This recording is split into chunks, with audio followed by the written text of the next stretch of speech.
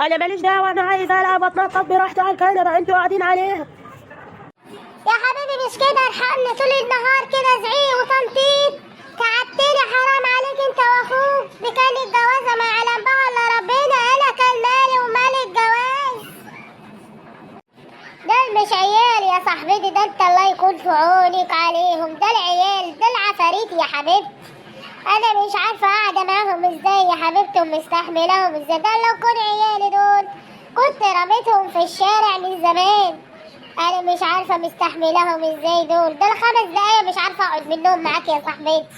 يا صاحبتي مش عارفه تقعدي 5 دقايق على بعض ولا دقيقتين. امال انا اعمل ايه يا صاحبتي طول النهار وطول الليل معاهم ومش لاقيه حد يرحمني؟ ربنا يرحمني برحمته. ده خلوني اهج من البيت بسببهم.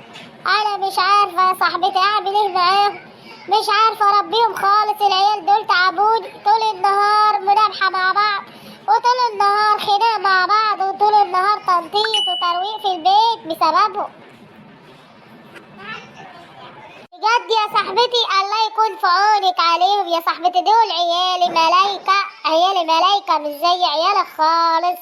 انا مش عارفة عيالك دول طالعين عفاريت لمين يا صاحبتي. تكونيش بصيتي على جارتك اللي قدامك مع عيالك زي عيالها بالظبط، 24 ساعة قاعدين على السلم عمالين يتنططوا ويبهدلوا في كل حاجة، واللي طالع واللي نازل يهبشوا فيه وينكشوا معاه وممكن يشتموه وهو طالع على السلم. انا مش عارفه يا صاحبتي مستحملاهم ازاي، بس الله يكون في عونك يا حبيبتي. جننوني كده يا صاحبتي. انا مش عارفه اعمل ايه مع العيال دول عشان يبقوا هادين شويه يا صاحبتي. ده انا تعبت مش عارفه ارتاح حتى ببيتي دقيقه، مش عارفه ارتاح كده يا حبيبتي. منابحة معاهم ومفيش سمح كلام ليا خالص. لما خلوني تعبت وقلبي وجعني. انا صحتي بقت في النازل يا صاحبتي بسبب العيال دول. انا مش عارفه اعمل فيهم ايه، انا مش عارفه اروح فين واجي منين يا صاحبتي من افعالهم دول.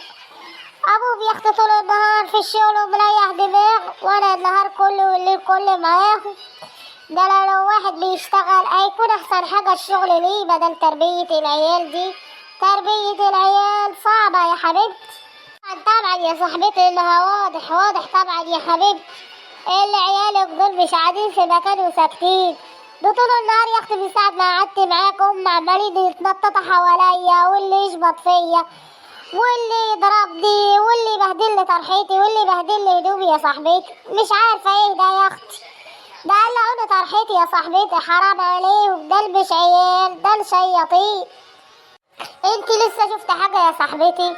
ده انا جايلك في التقيل كمان يا صاحبتي. ده طول النهار بلم وراها من الهدوم ما بتخلصش في الغسيل لما تعبت وتهدي حيلي. ده حتى باين على صوتي يا صاحبتي اللي انا تعبانه اهو. ولا انت مش واخده بالك يا صاحبتي معايا في الموضوع؟ واخده يا حبيبتي وباين عليك، الله يكون في عونك عليهم. ده لو عيالي كنت هديت من زمان منهم. هو احنا عملنا حاجه يا ماما معاكي؟ ده احنا ملايكه يا ماما قاعدين ساكتين اهو هاديين. بس صاحبتي